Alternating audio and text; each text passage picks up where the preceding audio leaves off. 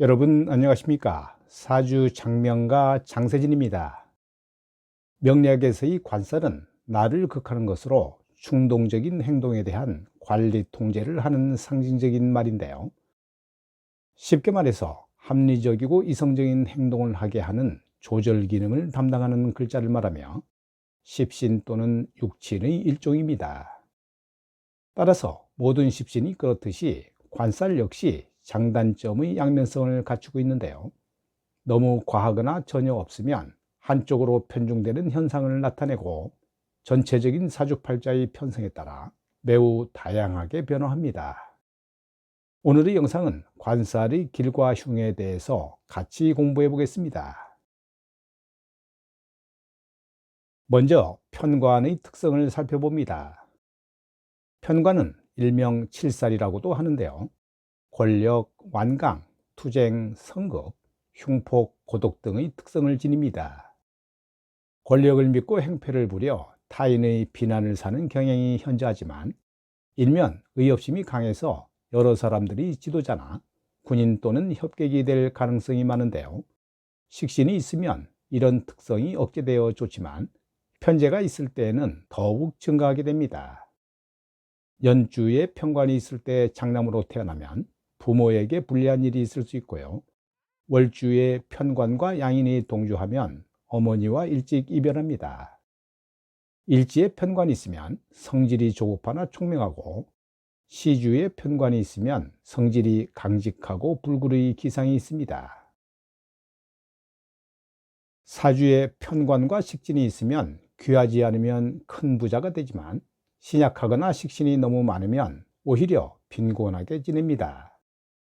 편관과 인수가 사주에 있으면 큰 일을 할 팔자이며 때때로 자신을 중심으로 큰 세력을 만들고, 인수보다 편관이 성하면 무관으로 출세하지만 반대로 인수가 성하면 문관으로 출세하는 경향이 있습니다. 사주에 관살 혼잡이 되면 잔꾀에 능하고 호색 음침하며 재화를 당하거나 큰 근심이 그치지 않고요. 여명에 편관이 많고 다시 정관이 있으면 반드시 재가할 팔자이며 부모덕이 박합니다. 여명의 관성은 남편을 의미하는 것인데요. 정관이나 편관은 하나 있는 것이 가장 좋고, 특히 관살 혼잡되고 다시 삼합이 되면 음란하기 이를 데 없다고 봅니다. 여명에 편관이 하나 있고 식신과 양인이 있으면 좋은 팔자이지만 그 성질이 완강해서 남편과의 사이가 편치 않습니다. 여명에 편관과 목욕이 동주하면 남편이 풍류호색이고요. 장생과 동주하면 귀부와 인연이 있으며 묘와 동주하면 사별합니다. 이번에는 정관의 특성을 살펴보겠습니다.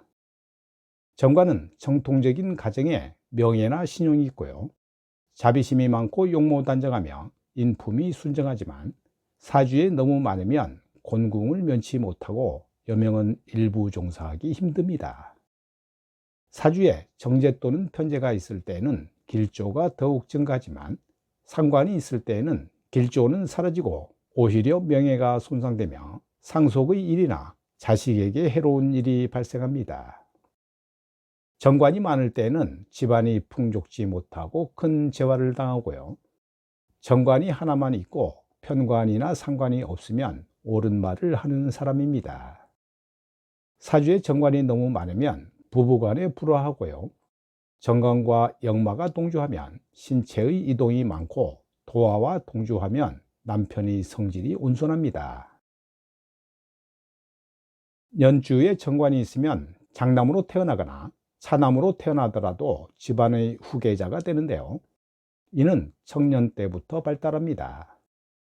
월지에만 정관이 있으면 평생 빈곤하지 않고요. 인수가 있고 형충파해가 없으면 부귀하고, 다시 정관대운을 만나면 대귀하거나 대부합니다. 월주에 정관이 있으면 장남이 아닌 경우가 많고 한평생 노고가 적고요.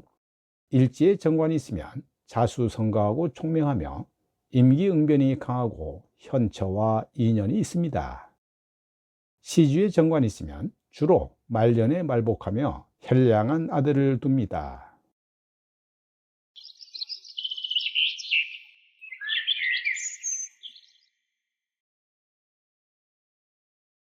다음에는 관살의 길작용을 알아봅니다.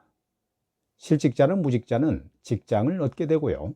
공무원이나 직장인은 영전, 승진, 표창, 훈장 등의 영광을 입어 명예가 빛나게 됩니다. 각종의 관과 관련되는 일이 순조롭게 해결되는데요. 이때는 도움을 주는 사람이 나타나거나 또는 도움을 받을 수가 있습니다.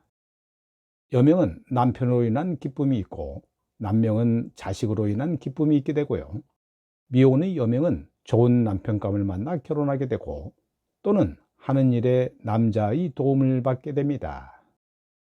학생의 경우 뜻하는 대로 성취할 수 있고 학교에서 장의 역할까지 맡기도 합니다. 인성을 희용신으로 사용하는 사람은 타고난 인복을 가지고 있고요. 손상을 입지 않는 관살을 희용신으로 사용하는 사람은 타고난 인복은 없지만 아무리 흉운이 와도 구차하게 살지는 않는데요. 어려울 때는 반드시 귀인을 만나게 됩니다. 이번에는 관살의 흉작용을 알아봅니다. 관살들이 비겁을 무자비하게 치니까 형제나 자신에게 좋지 않은 일이 생겨 심신이 고달프게 되고요. 각종 명예에 관계되는 일로부터 손상을 입게 됩니다. 남명은 자녀로 인한 근심 걱정이 떠나질 않고 재성이 대운의 관살을 붙이기까지 한다면 돈이나 여자로 인해 법의 신세를 질 수 있는데요. 특히 미혼 여성의 경우에는 남자 문제로 골치 아픈 일이 생기거나 강도나 강간 등의 피해가 발생할 수 있으니까 각별히 조심을 해야 합니다. 학생은 주위의 억압으로 인해 공부를 제대로 할 수가 없다고 보는데요. 이때 신약한 학생의 경우는 목숨을 쉽게 버리기도 하는데 이런 명식의 자녀를 둔 부모는 각별한 보살핌과 주의가 요망됩니다. 이러한 모든 현상들은 인성이 있으면 다소 감소하겠지만 인성이 없어도 식상만 있다면 무방비 상태는 아니므로 흉은 어느 정도 감소됩니다. 이 명식은 신월에 태어난 임수일간 남명인데요. 천간에 평신합으로 재성과 인성이 기반되어 있고 지지는 인사신 삼행이 형성됩니다. 삼행살이 있다고 해서 무조건 안 좋게만 말하는 경우가 있는데요. 정반대로 사는 경우도 있음을 염두에 두시기 바랍니다. 물론 이 명식이 사업을 하게 된다면 한 번은 크게 휘청거릴 수도 있는 구조이지만 금전적으로는 크게 문제가 없는 사주입니다. 조직운으로는 관을 써먹기에는 약하기 때문에 사업으로 나갔을 확률이 높고요. 다소 기복은 있겠지만 의식주 해결은 무난한 사주로 보입니다. 경인대운 경자년에는 을경합이 형성되고 지지자수는 임일간의 왕지이자 겁재운이라 연초부터 매우 어려울 수 있다고 보는데요.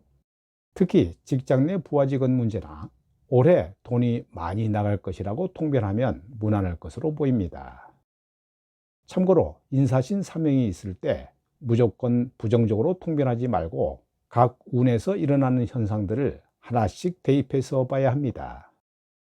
경자년의 자년이 오게 되면 신자 반합과 자인 상문 등을 보게 되는데 동하는 순간 형충이 될 수도 있고 또 신년이 오더라도 인신충, 인사형, 사신형을 기본으로 보되 반드시 옆글자를 유심히 봐야 합니다.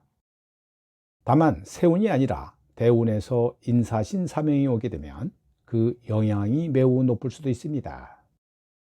오늘 영상은 여기까지고요. 시청해 주셔서 대단히 감사합니다.